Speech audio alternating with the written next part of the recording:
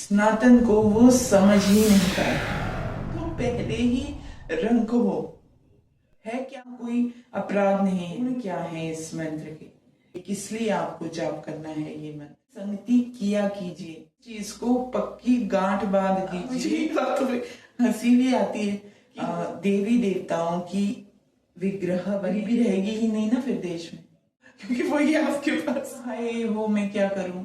वो मोहतरमा वाली बात कर रही हैं, भावना ही नहीं होगी वो क्या व्यक्ति है कि राम भी नहीं था कृष्ण भी नहीं, क्या बंदा है ये। पर ये शक्तियां हैं, वास्तविक में है, सिर्फ चैनल पे ही आपका फोकस था। नमस्कार, मातृशक्ति दिव्य ध्यान व साधना केंद्र में आपका एक बार फिर से स्वागत है। आशा करते हैं आप सभी स्वस्थ होंगे और भगवत की कृपा को प्राप्त कर रहे होंगे। आप मंत्रों का जाप कर रहे होंगे, अध्यात्म की रास्ते पे आगे की ओर बढ़ रहे होंगे। हमारा जो सनातन है उसके ज्ञान को बहुत गहनता से समझने की आवश्यकता है। जो आज लोग हिंदू होते हुए भी बहुत सारे क्वेश्चन उठा रहे हैं हमारे धर्म के प्रति, तो वो हमारे शास्त्रों को, हमारे धर्म को, हमारे सनातन को, हम धर्म नहीं कहेंगे इसको, ये सनातन ही है, सनातन को वो समझ ही नहीं पाए हैं। इसीलिए वो कुछ भी कह रहे हैं, कुछ भी कर रहे हैं। नाम जाप व मंत्र जाप में पहले तो अंतर है। मैं नाम जाप से ज्यादा आपको मंत्र जाप के लिए प्रेरित करती हूँ, क्योंकि मंत्र जो हमारे होते हैं वो अलग अलग परिस्थितियों के लिए अलग अलग बनाए गए हैं। जो ऊर्जा जिस कारण से इस ब्रह्मांड में उत्पन्न हुई, वही ऊर्जा हम पूजा करते हैं, उसी ऊर्जा की। उन्हें हम देवता मानते हैं या देवी मानते हैं, और मानना कोई अपराध नहीं है। उन्हें देवी या देवता मानना अपराध नहीं है। देव का या देवी का अर्थ होता है देने वाला, और जो दे रहा है, जो मंत्र आपको कुछ दे रहा है वो देव ही है। आप उसे देवी कहोगे या देवी ही कहोगे। जो आप घर में पूजा करते हो भगवानों की, देवी देवताओं की, तो ये सब कुछ बाद में आया। उनकी मूर्ति, उनके विग्रह बाद में आए। जब हमें पहले मंत्रों का पता चला, हमारे ऋषि मुनियों ने मंत्रों की खोज की, उनकी ध्वनियों से जो मंत्र निकले, तो उस मंत्र के वर्णन में ये बताया गया कि इसके गुण क्या है, इस मंत्र के, किस लिए आपको जाप करना है ये मंत्र। जो ऊर्जा उत्पन्न हुई, बनी वो ऊर्जा की, इसके लिए, इस ऊर्जा के लिए ये मंत्र है। तो उसके जितने गुण थे, जितने तत्व थे, उनके आधार पर हमारे देवी देवताओं की विग्रह बने, मूर्तियां बनी, और इतने 33 कोटि के देवी देवता बने। तो हमारे सनातन को समझने के लिए, हर ऊर्जा को, हर मंत्र को समझने के लिए एक जन्म में ही यात्रा पूरी नहीं कर सकते हो। इस जन्म में जितना समय मिला है, उतने समय आप कम से कम मंत्रों का जाप व ध्यान कीजिए, और ऐसी संगति किया कीजिए जिससे आपको परमात्मा का नाम याद आता हो, आप अपने अध्यात्म से जुड़ते हो। क्योंकि पता है आप कुछ करने आए हो इस धरती पे, ऐसे तो आए नहीं होंगे।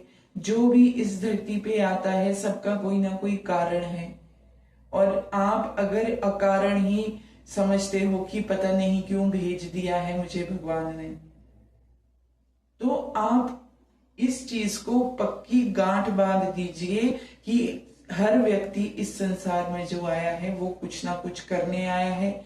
हाँ, कुछ ड्यूटीज भी हैं जो आप लोगों को करनी है, अपने घर परिवार की, रिश्तों की, हर चीज की ड्यूटी के साथ आप आए हो, वो निभाना भी उतना ही जरूरी है। आप इन चीजों से भाग नहीं सकते हो कि आप कहो कि मैं तो संन्यास ले लेता हूं, जब ध्यान और मंत्र ही करने हैं तो फिर क्या जरूरत है। आप अपनी ड्यूटीज लेकर आए हो, आपको इतनी ड्यूटीज ना दी होती कि जिनसे आप भागो। आप आराम से एक राजा की तरह होते, जैसे हमारे बुद्ध थे। बुद्ध थे, उन्होंने संन्यास लिया अपने राजपाट से। जो हमारे राजा हुए उन्होंने संन्यास लिया। आप तो पहले ही रंक हो, है क्या आपके पास संन्यास लेने के लिए? अब मुझे इन बातों पे हंसी भी आती है कि लोग क्या कर रहे हैं कि वो संन्यास लेने जा रहे हैं। अरे आप लोगों के पास है क्या संन्यास लेने के लिए? आपके पास ही शरीर ही है एक, आपके पास है क्या? और आपके पास कोई राजपाट है जो आप संन्यास लोगे? अगर आपके पास राजपाट है, धन दौलत है, तो आपको लेना चाहिए भाई संन्यास, क्योंकि आपके पास इतनी धन दौलत है कि आप संन्यास ले लोगे तो आपके कम से कम अभी 500 लोगों का भला तो वो सभी अमीर हो जाएंगे, कम से कम इतने लोगों का तो होगा। और अगर गरीबों का पालन पोषण के लिए अपना संन्यास दे रहे हो तब तो आपको पक्का लेना चाहिए, क्योंकि गरीबी रहेगी ही नहीं ना फिर देश में। अरे आपके पास तो कुछ है ही नहीं, आप फिर संन्यास किससे ले रहे हो? आप अपनी पत्नी को छोड़ के संन्यास ले रहे हो क्योंकि वही है आपके पास। तो मतलब आप ये सोचिए कि अपनी मानसिक स्थिति को आप लोग ऊपर उठाएं। ये नहीं कि आप संन्यास के चक्कर में आप जो सुन रहे हो बाहर, हाँ जी हम भी संन्यास लेंगे। अरे आपको एक ड्यूटी लेके भेजा गया है संसार में, वो उस ड्यूटी को निभाइए। हर व्यक्ति जो इस संसार में आया है वो अपनी अपनी ड्यूटी लेके आया है, और उन ड्यूटीज को पूरा करते हुए आपकी जो, क्योंकि भेजा गए हो, अगर आप भेजे गए हो, इस स्थिति में भेजे गए हो अपनी ड्यूटीज के, अरे परे आपके चारों तरफ ड्यूटीज हैं, भेजे गए हो तो कोई ना कोई कारण तो होगा। अब उसको जानने के लिए तो आप कुछ करते नहीं हो, उल्टा हाय हो मैं क्या करूं, मेरे तो कुछ हो ही नहीं रहा, मेरे को भेजा किस लिए गया है, मेरे को ये भी दुख दे रहा है, वो भी दुख दे रहा है। तो मतलब कि इन चीजों का कोई मतलब नहीं है। ये जो निराशाजनक बातें आप करते हो, उदास बातें आप करते हो, या जिसका मतलब प्रेम वाली बातें आप करते हो, कुछ भी करते हो आप, ये मतलब जितने भी उल्टे फुल्टे शब्द है हमारे संसार को बिगाड़ने वाले, ये हमारे सनातन में है नहीं है। ये पता नहीं कहां से आई। निराशा की तो हमारी एक स्तुति बता दीजिए आप, कि एक स्तुति हो हमारे शास्त्रों में, एक भी स्तुति हमारी निराशाजनक नहीं है कि उसमें निराशा होती हो, उसमें ना आशा होती ना निराशा होती। वो स्तुति है, आप स्तुति कीजिए। उसमें बताया जाता है, मान लीजिए आप कोई भी स्तुति है हमारी, उसके बारे में बताया जाता है, उसमें मान लीजिए उस तत्व का जिसका आप पूजा कर रहे हो या जिसको आप चाहते हो आपके अंदर आए, उसके लिए आप क्या कर रहे हो? वो स्तुति कर रहे हो कि मैं इस चीज को करूं और मुझ में वो तत्व जागृत हो, आप इसलिए कर रहे हो उसको। तो आप इन चीजों पर गहनता से विचार जरूर करेंगे कि हमें क्या करना है, क्यों करना है, कैसे करना है। मैं यही कहती हूँ, इसीलिए मैं आप लोग को जागृत करती हूँ, अपनी बुद्धि का विकास कीजिए। अपनी जो आप शक्ति लेकर आ रखे हो, से अवचेतन मन जैसी शक्तियां हैं आपके, ब्रह्मांड रूपी आपके पास आपका दिमाग दे रखा है परमात्मा ने, भावनाएं आपके अंदर दी गई है। आप खुद सोचिए, आप जिसके अंदर भावना ही नहीं होगी वो क्या व्यक्ति है? जब परमात्मा ने इतना सब कुछ दे रखा है, विचार दे रखे हैं, भावना दे रखी है, क्रियान्वित शरीर दे रखा है, आपके अंदर 7 चक्र दे रखे हैं, आपके अंदर बुद्धि दे रखी है, आपके अंदर ब्रह्मांड रूपी ये दिमाग दे रखा है, तो मतलब फिर किस चीज की कमी है जो आप रोते रहते हो कि परमात्मा तूने क्या मेरे लिए को ऐसे किस लिए भेज दिया, तूने मेरा क्या कर दिया? ये जो आप रोते रहते हो, हाय हाय मचाए रखते हो, क्या देगा और वो उससे ज्यादा आपको? नहीं, आपको क्या उम्मीद थी परमात्मा से कि आपको ये मिलना चाहिए? जो एक एक मिनट की खुशी है, अब एक एक मिनट वो आपके लिए कैसे खड़ा रहे, पहले तो ये बताइए। इससे ज्यादा क्या देगा वो आपको? अब ये बताओ, आप एक एक मिनट में आपको नहीं खुशी चाहिए, नहीं तो आप लोगों को ऐसे लगता कि बहुत दुख है मेरे जीवन में। अब वो मिनट मिनट में आप लोगों को कैसे खुशियां प्रदान करेगा, मुझे तो ये नहीं समझ आता। डेली मंत्र जाप कीजिए, डेली ध्यान कीजिए, स्वयं उठिए, डेली मांगते मत बने रहिए कि डेली मांग रहे हो भगवान से। भगवान भी सोचेगा यार क्या बनता है ये, डेली ही मांग रहा है। मांगने के लिए थोड़ी भगवान है, जो दिया है उसका तो कोई धन्यवाद है नहीं आपके पास।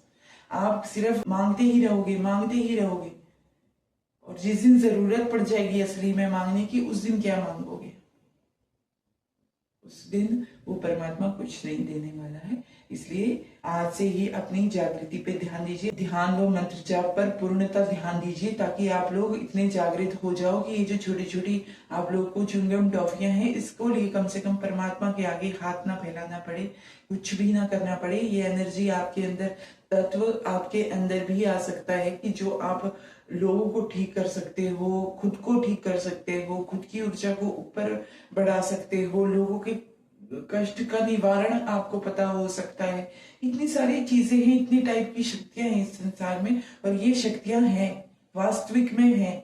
अगर ना होती तो शायद मैं ना कहती। मैंने स्वयं पता है, मुझे स्वयं मैंने देखी है, इसीलिए मैं आप लोगों को बता पाती हूँ कि ये चीजें हैं, ये शक्तियां हैं, इन पे चलिए तो सही। अपने शास्त्रों पे चलते नहीं हो। कोई भी आता है, एक लेडीज है, उनको मैं मोहतरमा का नाम दिया है। क्यों? क्योंकि वो मोहतरमा वाली बात कर रही हैं। 4-5 साल, पता नहीं कितने साल उन्होंने एक चैनल चलाया, और उसमें उनके 8 लाख सब्सक्राइबर है। वो भगवान के बारे में या अध्यात्म के बारे में वीडियोस डालती थी। फिर उनको क्या हुआ वृंदावन जाके, पता नहीं क्या हुआ, वो तो वही जाने। फिर उन्होंने भगवान को छोड़ दिया। अब वो कह रही है भगवान नहीं होता, और लोग पागल से उनको पढ़ रहे हैं। और उन्होंने अपने चैनल का नाम लिखा है सत्यमेव जयते। अरे किसके आधार पे सत्यमेव है ही?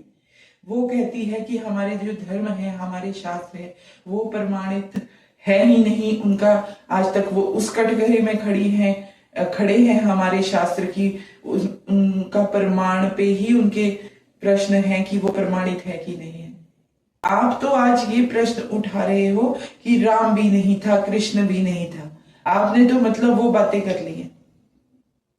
आप तो महाभारत को ही झुठला गए, आप तो रामायण को ही झुठला गए। अरे वो तो थे कि अपने शास्त्रों को इतना झूठा ठहरा रही हो। ठीक है, आपको अनुभव नहीं हुआ, शास्त्र आपने नहीं पढ़े, जिस अध्यात्मवाद में आप चल रहे थे, वहां आप सिर्फ चैनल पे ही आपका फोकस था, तो आपको परमात्मा किस टाइम मिलता? तो देखो, ये आज का वीडियो काफी लंबा हो चुका है। कल फिर मिलते हैं इसी समय एक नए वीडियो के साथ। तो तब तक के लिए धन्यवाद। जय मातृ शक्ति दिव्य धाम। ओम नमः शिवाय। और एक बात और आपसे कहनी है कि चैनल को आप सब्सक्राइब नहीं करते हो, वीडियो को लाइक नहीं करते हो, और शेयर आप बिल्कुल नहीं करते हो, तो ये सारी चीजें आप कृपया करके कीजिए। धन्यवाद।